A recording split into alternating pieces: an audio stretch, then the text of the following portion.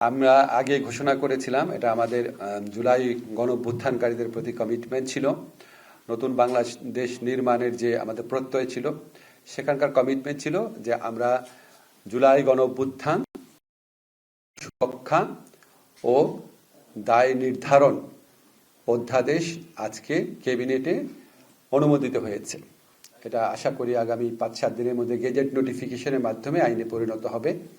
এখানে আমরা মূলত যেটা করেছি সেটা হচ্ছে জুলাই গণ অভ্যুত্থান কালে রাজনৈতিক প্রতিরোধের উদ্দেশ্যে সংগঠিত কার্যাবলী থেকে জুলাই গণ অভ্যুত্থানকারীদের দায় মুক্তি দেওয়া হয়েছে। রাজনৈতিক প্রতিরোধ বলতে আমরা বুঝিয়েছি ফ্যাসিস্ট সরকারের পতনের মাধ্যমে গণতান্ত্রিক শাসন পুনরুদ্ধারের লক্ষ্যে সংগঠিত যে কার্যাবলী ছিল, সে সমস্ত কার্যাবলীর ফৌজদারি দায় দায়িত্ব থেকে জুলাই গণ অভ্যুত্থানকারীদের দায় মুক্তি দেওয়া হয়েছে। এটা হচ্ছে জুলাই এবং অগাস্টে সংগঠিত কার্যাবলী, জুলাই অগাস্টে। এখন প্রক্রিয়াটা কি হবে? প্রক্রিয়া হচ্ছে অলরেডি যদি কোনো মামলা হয়ে থাকে জুলাই গণ অভ্যুত্থানকারীদের বিরুদ্ধে ফৌজদারি মামলা, রাজনৈতিক প্রতিরোধের উদ্দেশ্যে সংগঠিত কার্যাবলীর কারণে যদি কোনো ফৌজদারি মামলা হয়ে থাকে, তাহলে সেই মামলাগুলো প্রত্যাহার করার পদক্ষেপ সরকার নিবে এবং এখন থেকে নতুন কোনো মামলা করা তাদের বিরুদ্ধে জুলাই অগাস্টে সংগঠিত রাজনৈতিক প্রতিরোধের উদ্দেশ্যে সংগঠিত কার্যাবলীর দায় দায়িত্ব থেকে এর জন্য যদি কোনো নতুন মামলা করা হয়, সেই নতুন মামলা করা যাবে না। অলরেডি যে মামলা করা হয়েছে সেগুলি প্রত্যাহার করা হবে, আর নতুন কোনো মামলা করা যাবে না। আপনারা কয়েকটা জিনিস লক্ষ্য করবেন, আমি বারবার রাজনৈতিক প্রতিরোধের উদ্দেশ্যে শব্দটা ব্যবহার করছি। জুলাই এবং অগাস্ট মাসে কেউ যদি রাজনৈতিক প্রতিরোধের নামে ব্যক্তি এবং সংকীর্ণ স্বার্থে কোনো হত্যাকাণ্ড ঘটায়, সেটার ফৌজদারি দায় দায়িত্ব থেকে সে রেহাই পাবে না। এখন কোনো হত্যাকাণ্ড ব্যক্তিগত এবং সংকীর্ণ স্বার্থে জুলাই গণ অভ্যুত্থানের সাথে রিলেটেড না, রাজনৈতিক প্রতিরোধের উদ্দেশ্যের সাথে রিলেটেড না, লোভের বশবর্তী হয়ে বা প্রতিশোধ স্পৃহা থেকে ব্যক্তিগত এবং সংকীর্ণ স্বার্থে কেউ যদি হত্যাকাণ্ড ঘটায়, তাহলে তাকে দায় মুক্তি দেওয়ার উদ্দেশ্যে আইন করা হয় নাই। আইনটা করা হয়েছে এই ফ্যাসিস্ট সরকারের পতনের মাধ্যমে গণতান্ত্রিক ব্যবস্থা পুনরুদ্ধারের জন্য সংগঠিত কার্যাবলী, এবং সেই কার্যাবলীতে কালেকটিভলি যারা ইনভলভ ছিলেন তাদেরকে দায় মুক্তি দেওয়া হয়েছে। এখন প্রশ্ন আসতে পারে, কোন হত্যাকাণ্ডটা আপনার রাজনৈতিক প্রতিরোধের প্রক্রিয়ায় হয়েছে আর কোন হত্যাকাণ্ডটা ব্যক্তি এবং সংকীর্ণ স্বার্থে করা হয়েছে, যেটার সাথে রাজনৈতিক প্রতিরোধের সম্পর্ক নাই। এটা নির্ধারণের দায়িত্ব আমরা দিয়েছি মানবাধিকার কমিশনকে। কোনো ভিকটিমের পরিবার যদি মনে করে তার পিতা বা তার ভাই হত্যাকাণ্ডের শিকার হয়েছে অন্য কারো ব্যক্তিগত সংকীর্ণ স্বার্থ থেকে, এটার সাথে ফ্যাসিস্ট সরকারের পতনের সম্পর্ক ছিল না, তাহলে তিনি মানবাধিকার কমিশনে যাবেন।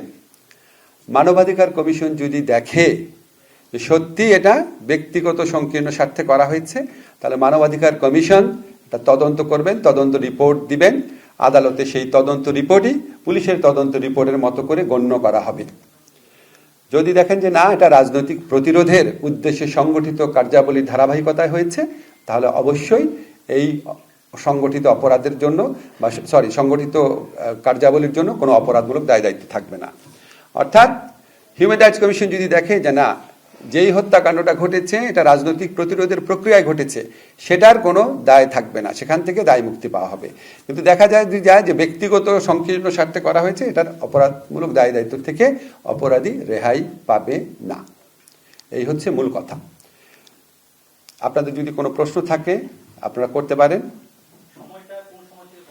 জুলাই অগাস্ট না, কোনো ডেট দেওয়া নাই। আপনাদের একটু স্মরণ করিয়ে দিই, আমাদের মহান মুক্তিযুদ্ধের পরে যখন দায় মুক্তি আইন করা হয়, সেই দায় মুক্তি আইন করাকালে 1972 সনের মুক্তিযুদ্ধ কিন্তু আমাদের শেষ হয়েছিল 1971 সনের 16ই ডিসেম্বরে বিজয় অর্জনের মাধ্যমে। কিন্তু ওখানে দায় মুক্তি দেওয়া হয়েছিল ফেব্রুয়ারির 29 তারিখ 1972 পর্যন্ত। তা আমরা এত দূর বিস্তৃত করি নাই, আমরা জুলাই অগাস্ট, আমরা জুলাই গণ অভ্যুত্থানের যে ডেফিনেশন আছে আমাদের বিভিন্ন ঘোষণাপত্র, জুলাই সনদ, সেটাকে বিবেচনায় রেখে জুলাই অগাস্টে সংগঠিত ফৌজদারি কার্যাবলী। অগাস্ট কি 5ই অগাস্ট বোঝায়? অগাস্ট বলতে 31শে অগাস্ট বোঝায়। 1 জুলাই থেকে 31শে অগাস্ট।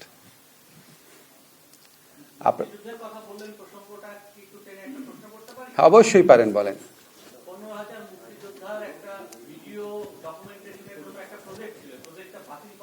এটা আমি জানি না। হ্যাঁ, আপনি এই ঘটনার সাথে রিলেটেড হলে বলতে পারবো, বুঝছেন। আর আমাদের যে দায় মুক্তিটা, এটার পিছনে আমাদের সংবিধানে যদি আর্টিকেল 46 দেখেন, সেখানে স্ট্রংলি এই ধরনের আপনার ল অ্যান্ড অর্ডার রেস্টোরেশন, তারপরে আপনার করা, এনশিওর করা, এই সমস্ত দায় মুক্তি দেওয়ার বিধান আছে। পৃথিবীতে বিভিন্ন দেশে যখন গণ অভ্যুত্থান বা বিপ্লব হয়, এই সাম্প্রতিককালে আরব বসন্ত দেশগুলোতেও, সেখানেও এরকম দায় মুক্তি দেওয়া হয়েছে। একটু জানার বিষয় হচ্ছে যে জুলাই আগস্টের আন্দোলনের সময় তো অনেক আমাদের শহীদরাও মারা গিয়েছেন, পাশাপাশি অনেক পুলিশ হত্যার বিষয়টা অনেক সময় বারবার আসে। সেক্ষেত্রে এই যতগুলো হত্যা হয়েছে সেই বিষয়গুলো কি যে তদন্তের বিষয় বলা হচ্ছিল, অনেক ক্ষেত্রে অনেক সময় বলা হয়, সেক্ষেত্রে কি কোনো বিষয়ে আসলে মামলার প্রক্রিয়াতে যাবে না আমাদের শহীদদের হিসেবে বাইরে, যারা পুলিশ হত্যা বা এর বাইরে যারা?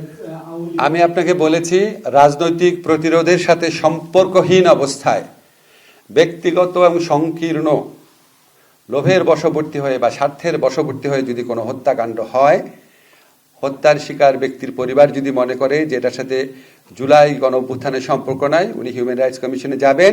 হিউম্যান রাইটস কমিশন যদি তদন্ত করে দেখে যে সত্যি এটার সাথে এই জুলাই গণ অভ্যুত্থানের কোনো সম্পর্ক নাই, তাহলে ওনারা যে রিপোর্ট দিবে এটা আদালত পুলিশি রিপোর্ট হিসাবে গণ্য করবে। আরেকটা কথা আপনাদের বলে রাখি, যদি মানবাধিকার কমিশন দেখে যে একটা হত্যাকাণ্ড হয়েছে এবং এটা রাজনৈতিক প্রতিরোধের প্রক্রিয়াতে হয়েছে, তারপরও যদি মানবাধিকার কমিশন মনে করে যে হত্যাকাণ্ডের শিকার যে ব্যক্তি আছে তার পরিবারকে কোনো আর্থিক ক্ষতিপূরণ স্কোপ আছে, যদি মানবাধিকার কমিশন মনে করে, তাহলে এই মর্মে মানবাধিকার কমিশন সরকারকে বলতে পারে। এই বিধানটাও রাখা হয়েছে। মানবাধিকার কমিশন ইনশাআল্লাহ জানুয়ারি 31 তারিখের মধ্যে গঠিত হয়ে যাবে। আপনারা নিশ্চয়ই লক্ষ্য করেছেন, অলরেডি বাছাই কমিটি প্রথম মিটিং করেছে। পত্রিকাতে সম্ভবত আজকে বা কালকে বিজ্ঞপ্তি কথা। আমার যতটুকু ক্যালকুলেট আমি করতে পারি, 31 জানুয়ারির মধ্যে আমরা বাংলাদেশের ইতিহাস